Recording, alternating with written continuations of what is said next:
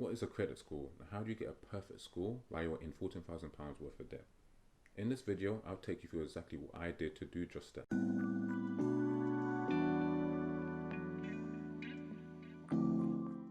While I was clearing my £14,000 worth of debt, I was able to get myself a 999 perfect Experian credit score. In this video, I'll share the tips I followed and how you can have a perfect credit score while you're still in debt. If you have any questions about my credit journey or you want help on your journey, drop your questions in the comments below.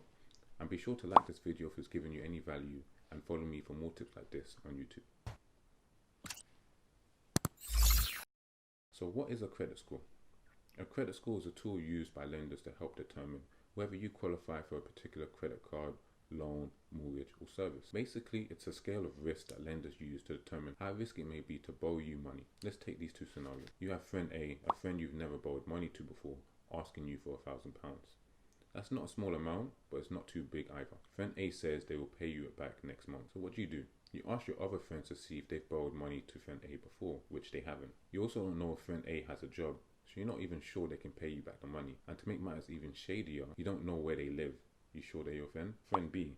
Friend B asks you for the same amount of money as friend A. Only thing is that friend B you have borrowed money to before, and they've always paid you back exactly when they said they would.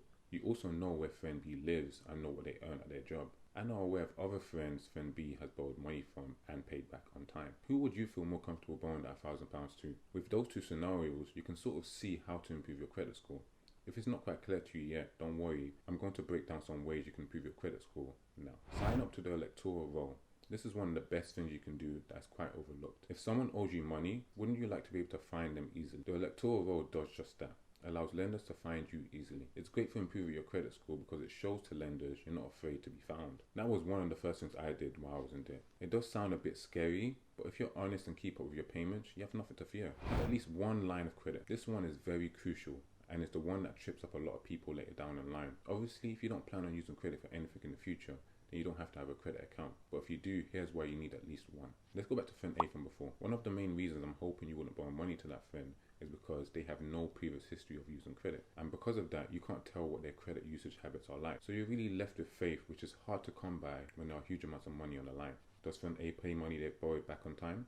Does friend A pay it back in full, or at least a minimum payment? How much money are they borrowing? Have they borrowed a similar amount before? And what are their payback habits on that credit? These are some of the important questions lenders ask and fail to get from those who have never opened a credit account before. A credit account can be a phone contract, credit card, store card, or overdraft. Not having a credit history makes it increasingly difficult for you to have a good credit score. I had a mixture of about 4 to 5 overdraft accounts and credit cards that were at least 3 to 5 years old. Another good reason for multiple credit accounts is that lenders have access to your credit file, so they can see which other lenders have borrowed you money, how much they borrowed you, and your habits of paying that money back. It's like friend B from the earlier scenario. You could ask other friends about their borrowing habits. That is social proofing. It's the same thing for these lenders when you have credit accounts with multiple lenders, though they're just not close friends. Hit the like button if this video is giving you value. Have a long financial history. Today, my credit score tells me my oldest active credit account is 14 years and 1 month. That's a long time. The longer you have a credit account for and have a healthy credit history with it, the better your chances of having a high credit score. For the first half of those 14 years, my credit health was very bad, but for the other half, it was good. And that, plus the age of my credit accounts, improved my credit score a lot. So think about how long you've had your credit accounts for and try to keep them active for as long as you can. Even if you're just spending less than £10 on it and clearing it out the next month, that's keeping it active. Have a high credit limit. I had a very high credit limit, above £7,000. And it was one of those things I was lucky to have while focusing on clearing my debt, but very bad for me when I was getting into debt. It shows that if you're very smart with your spending habits, you don't have to worry about the amount of credit you're borrowing. A higher credit limit indicates to lenders that other lenders trust you with their money, and a lot of it in my case. And that puts you at low risk as a borrower. I had multiple credit accounts as high as £2,800 each. Obviously, this was bad for me when I was getting into debt, but when I was working on clearing my debt, this was a positive for me. Not only was my debt going down, but my credit limit stayed exactly the same. So that meant that while I was using less credit, I had access to a lot of it because my credit limits were high. My bad financial habits played into my favor later on. Try to use less than 25% of your credit limit though. Using less than 25% of your total credit limit shows lenders that you're not relying on their money and can manage your finances well. I was able to clear my debt usage to about that percentage, and it dramatically improved my credit score. Pay your credit on time. This is really a no-brainer. From September 17, I was consecutively clearing off my debt by at least a minimum or above each month for a year and a half before my credit score hit 999, a perfect score. I did not miss a single payment. Doing that calms all fears lenders may have about borrowing you their money. If they can see a habit of you paying back their money on time and in full, it reduces the risk they take in borrowing you that money. Let's go back to the scenario from earlier. Friend B was much less risk because they had a history of not just paying you back on time, but your friends also.